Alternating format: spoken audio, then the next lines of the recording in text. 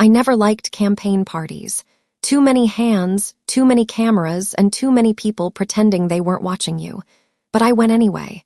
Not because I wanted to. Because I was the one who installed the security system. Every entrance, every corridor, every elevator shaft.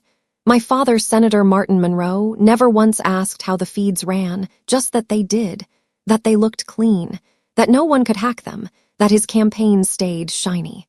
He didn't care that I coded the AI system from scratch over 2 years, that I turned down a defense contract to do it, or that I hadn't slept for 3 days before the launch event. What mattered was that his face looked good on screen. And Savannah S., of course. She was radiant that night. White suit, signature waves, pearl earpiece. Every time she moved, reporters adjusted their angles. She was the face of the campaign, the one they called the rising daughter of the South. She shook hands like she was born for it, winked like the cameras owed her something. I stayed in the corner, by the staff hallway, just close enough to monitor the data flow on my tablet. Then came the moment. Balloons dropped. A confetti cannon fired behind the senator. Savannah raised her glass. To the American comeback. And that's when it happened. I heard them before I saw them. Boots. Fast, coordinated, federal, 4 agents, 2 in uniform, 1 with a file folder in hand, 1 holding cuffs. The room went quieter than I thought possible. "Ilara Monroe," one said. "You are under arrest for unauthorized access to the federal medical database. You have the right to remain silent." At first, I thought they had the wrong person. Then I saw my father's face, blank, then my mother S., tight-lipped, avoiding my eyes, then Savannah's, looking straight at me, not a flinch, not a twitch, just victory. The cameras turned before I did. 1 click, 2 flashes, 3 angles. I felt my wrists twist behind me as the metal locked in. They walked me out past the Champagne Tower. No one stopped them. No one asked a question. No one offered a hand. The headlines the next morning didn't surprise me. Senator's daughter arrested in shocking federal breach. Campaign scandal. Monroe's tech team under fire. Savannah Monroe declares, "We will uphold the law, even within our own family." She even did an interview that night. She said I needed help. That I had always been fragile, brilliant but impulsive. That our family was heartbroken. She didn't know. She didn't know the building's security system had a mirror cache, one I'd built for redundancy. She didn't know Liam still had a physical backup of the uplink data stored offsite. And she didn't know that during her speech, she was being recorded from 6 separate angles. Every keystroke, every move. Even the moment she slid the USB into my laptop during prep hour 2 days before. The silence I gave them wasn't surrender. It was surveillance. And I never code without a kill switch. Jail was quieter than I expected. No one spoke to me for the first 12 hours. Not the officers, not the nurse, not even the public attorney they sent in like an apology wrapped in protocol. They didn't need to. The damage had already been done. Savannah had set the scene perfectly. A sister with social anxiety, a daughter who never looked into the camera, an unstable genius who had access to sensitive databases. She gave them just enough to believe, but not enough to question her. I was released on bail 36 hours later. No press, no statement, just a silent ride back to my apartment which had been thoroughly ransacked, not by thieves, by image managers. My hard drives were missing, my work tablet, even the post-it notes I kept by my bed with encryption shortcuts gone, but they missed something. The mirror cache wasn't digital, it was human. Liam Carter, former systems engineer. One-time DoD contractor, now technically a barista, but only because he liked the discount on espresso. He answered on the first ring. "You're not calling to talk about coffee," he said. "No," I whispered. "They used the USB." He didn't ask which USB. He already knew. He showed up 3 hours later, smelling like burned beans and soldering fluid. His car was full of junk tech, but beneath the passenger seat, sealed in an anti-static pouch, was a familiar black brick. The mirror drive. "You always did love paranoia," he muttered, handing it to me. "No," I said. "I just never trusted Savannah." We didn't talk much after that. The next 48 hours were a blur of terminal windows, decryption keys, sleepless eyes, and old arguments between Python and C++. I watched my code reassemble line by line like bone knitting after a fracture. At 3:14 a.m., the footage loaded. There she was, Savannah, in the prep room, alone, no makeup, no cameras, just her and a single objective. She pulled the USB from her blazer pocket like a scalpel, inserted it into my campaign laptop, typed something, paused, looked around, no one there, she thought. But the cameras I built, they don't blink. She opened a file labeled MedRecord Stemp, PKG, then ran the script. Lines of code injected themselves into the campaign's server logs, false access requests, metadata pings routed through my encrypted login. A perfect frame job, except she forgot one thing. The cameras recorded keystrokes by screen reflection. The timestamp matched the federal logs. I didn't speak, just handed Liam a drive with the full clip. "Where do we send it?" He asked. "Not the press," I replied, too loud. He nodded. "Then where?" I took a breath. Federal Election Ethics Commission, internal routing, anonymous drop. He raised an eyebrow. "You sure?" "No," I said. "But this isn't for revenge." He stared at me for a long time, then said, "Still got that kill switch code." I looked down at the file name glowing green on the screen. S. Monroe Speech Rehearsal Cam 4, MP4. Always.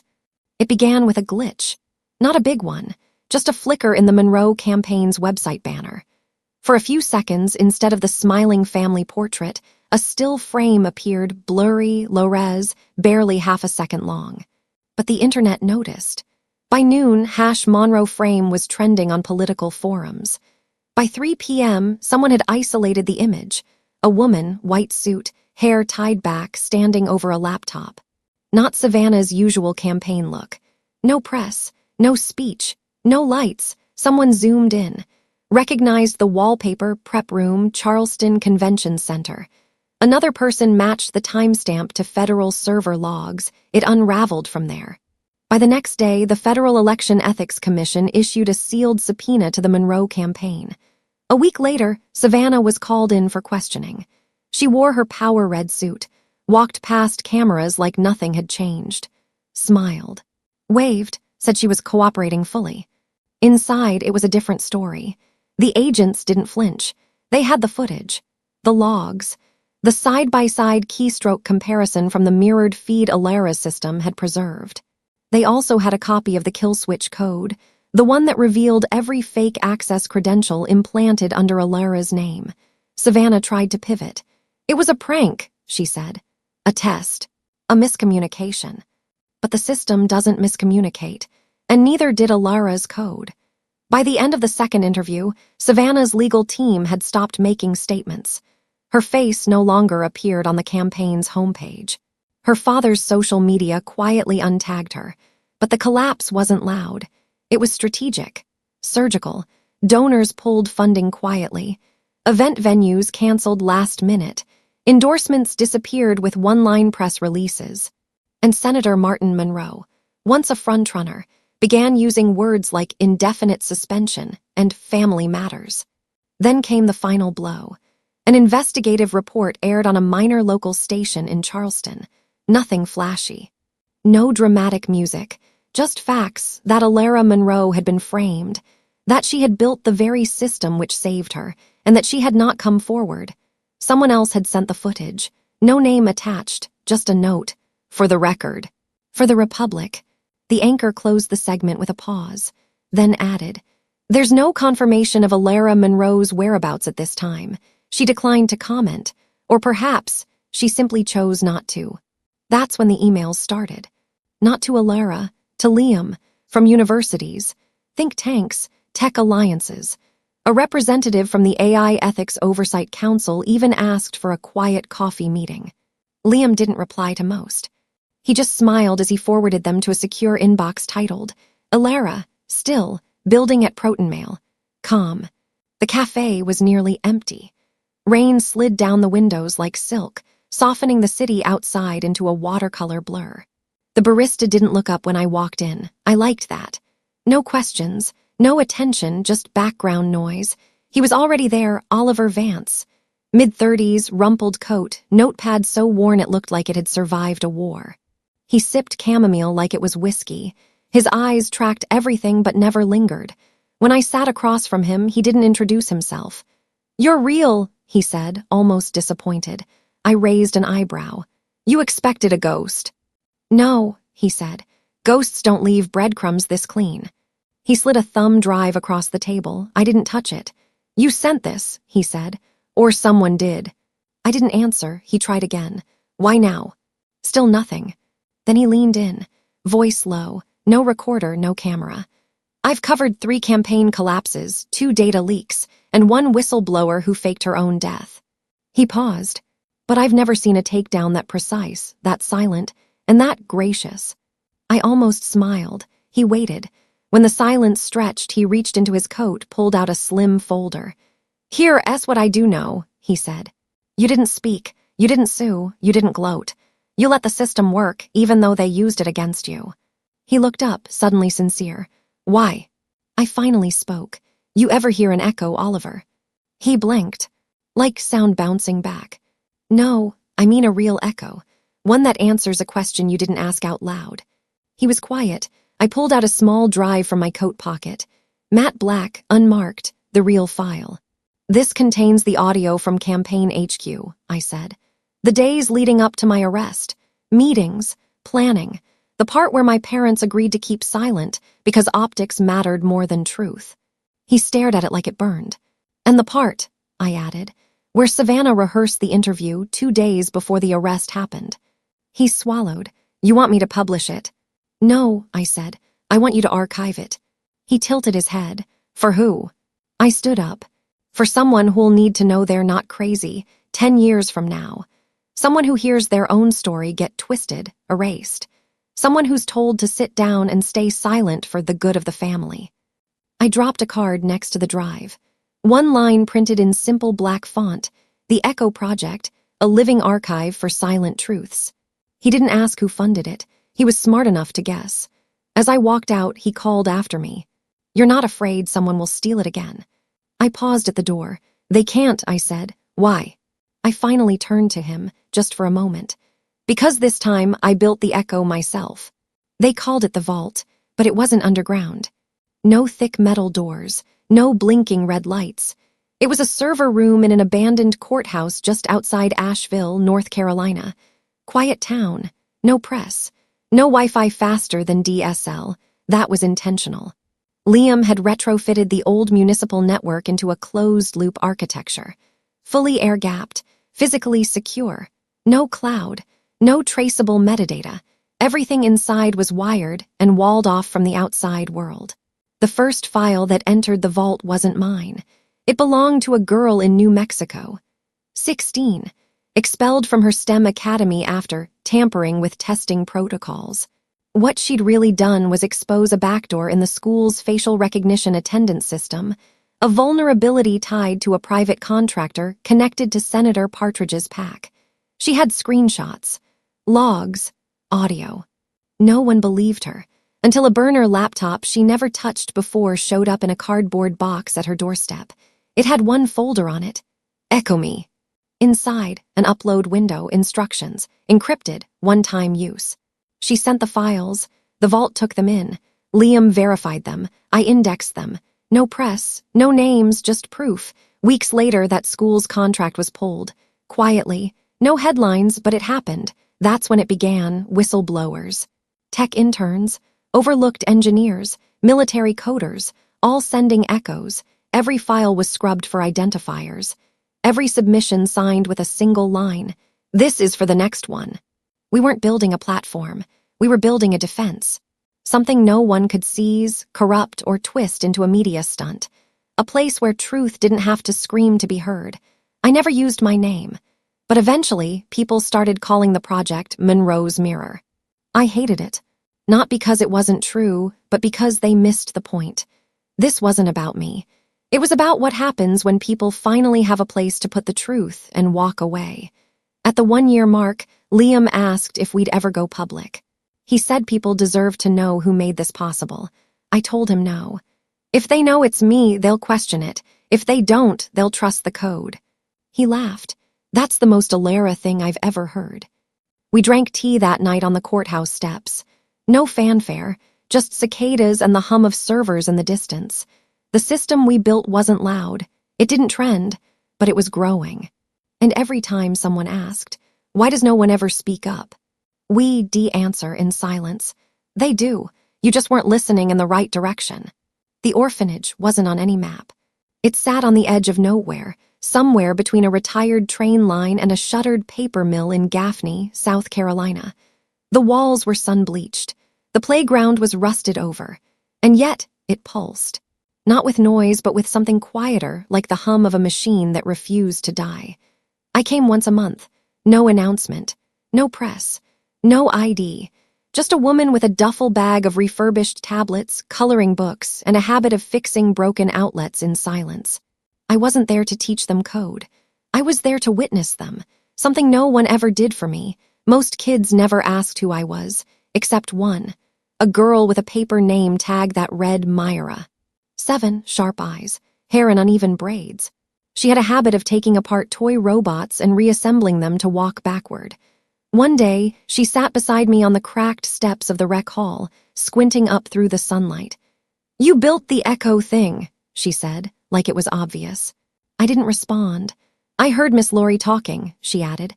"Said you were a ghost, but ghosts don't fix our Wi-Fi." I smiled. "Ghosts can have hobbies." She giggled, then grew serious. "Did someone hurt you, so bad you had to go invisible?" The question hung between us like a wire stretched too tight. I looked at her robot. It was walking in circles now, a little crooked but steady. "Yeah," I said. But going invisible wasn't the worst part. What was? Letting them think I didn't see them do it. She nodded like she understood more than any adult ever had.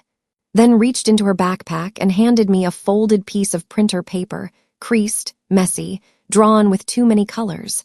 It was a picture of a girl standing on top of a file cabinet, wearing a hoodie and holding a laptop like a sword. Beneath it, scrawled in purple crayon, were 4 words. "I hear you now."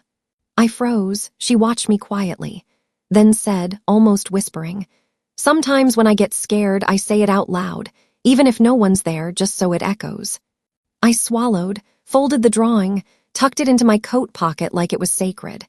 That night when I returned to the vault, I scanned it into the archive, named it Paper Child Final, PNG, then created a new folder. For the first time since the project began, it wasn't marked anonymous. It was titled Legacy Seeds, and Myra S. was the first file. It aired at 2:17 a.m. on a Wednesday. No promotion, no fanfare. Just a 31-minute episode on a barely known podcast feed called Echoes Unlisted, hosted by one voice, Oliver Vance. There was no intro music, no sponsor shout-out, just static.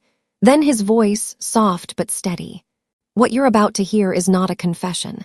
It's not a manifesto. It's not a revenge piece. It's a record. I received this file 6 months ago, postmarked from a city that doesn't match its return address. It came with no name. Just the subject line, keep it safe, play it once, then delete." He took a breath. I didn't delete it. A soft click, then her voice. Alara S. clear, calm, more human than anyone remembered. "If this reaches you, it means I stayed invisible. It means everything went according to plan. You don't need to know who I am. If you've made it here, you probably already know. Or maybe you don't. Maybe you're just someone who saw something and didn't know what to do with it. This isn't about me. It never was. This is about the archive, the Echo Project, the vault that isn't a vault, the truth that doesn't need headlines, and the justice that doesn't come with applause. They took everything from me. Name, career, even my voice. So I built something no one could take, a system that hears those who are never invited to speak." There was a pause. The faint sound of wind chimes in the background. Maybe a window opened somewhere far away. Then, "If you're listening to this, you're not alone. If they called you a problem, a burden, unstable, dramatic. If they said it's better to stay quiet. If they said family comes first. Ask them, which part of the family?" Another pause. "There are echoes all around you. You just have to tune in. And if one day you need to say something, but don't want to scream, send it to us. We'll keep it safe. We'll make sure it echoes in the right direction. You don't need to be known. You just need to be heard. Static again, then silence. The episode ended without outro music. That week, no news outlet mentioned it. But deep in the corners of forums, private Discord servers, encrypted message boards, a line began appearing under usernames. I hear you now.